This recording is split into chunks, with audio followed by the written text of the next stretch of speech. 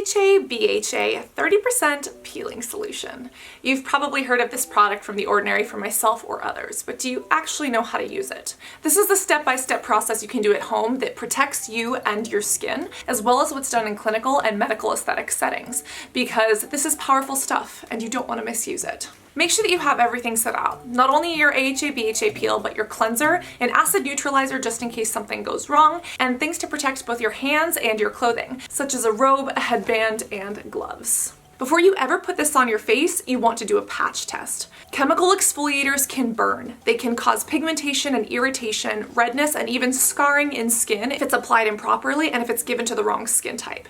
You always have to patch test first. We've done a video on that right here, but remember, always do your patch test a minimum of 24 hours before the peel, hopefully 48 to 72 hours, and do it on both the inside of the arm and on the back of the ear.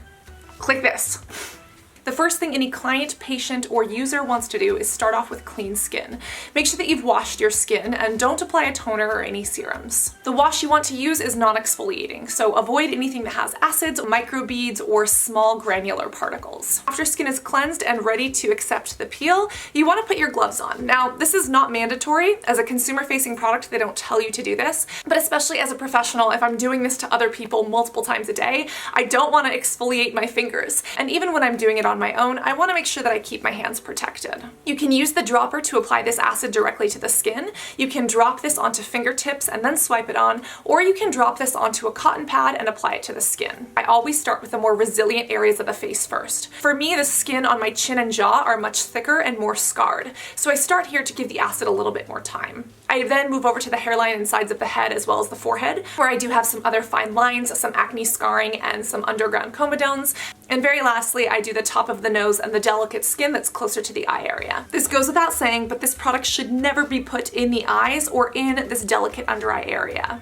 If you're worried about messing up, you should put Vaseline or another occlusive silicone product around the eyes and the lips to protect them. Next, you want to set a timer for 10 minutes. I've gotten a lot of BS for this in the past, and it's because the commenters were right. Manufacturer's directions say to leave this on for 10 minutes and then rinse off, and not to leave it on any longer. If a licensed medical professional, medical esthetician, RN, doctor, dermatologist, plastic surgeon, or nurse practitioner is administering this for longer and tells you that for your skin it's okay, then it's fine. But you should always follow manufacturer directions, and as a consumer, you should always listen to that 10-minute rule. For me, my skin is at the point that this doesn't even burn. I barely feel it on my skin, but for others, it might have a warm or slightly tingling sensation. Speaking of, I'm a minute over, so let's stop that. So it's time to rinse this off with cold water, but do not put other toners or serums on your face after. If you are using gloves, remember to take them off inside out. After you finish rinsing with cold water, you do have the option to use an acid neutralizer or a pH balanced cleanser.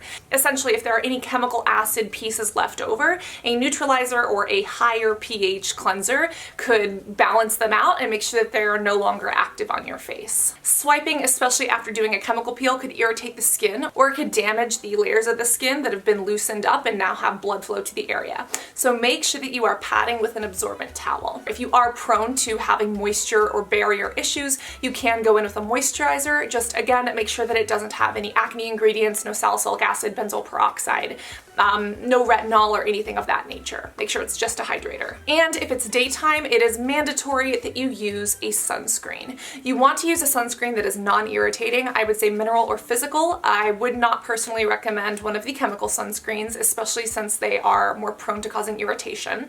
And you want to avoid any other products in the sunscreen that could cause irritation to the skin.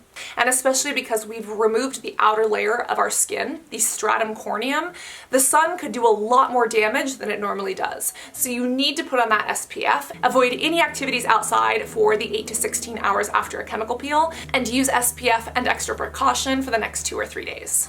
After that, your chemical peel is complete. Make sure that you are monitoring your process and taking before and after pictures. You really want to document how this works for you so that you know, is this something that I should do regularly? Is it working for me? If you spent money on this, should you spend money on this again? And make sure that you that like button and whoosh, that subscribe button if you haven't already. Always remember to be beautiful both inside and out, and I cannot wait to see you in this next video. Love you guys. Bye.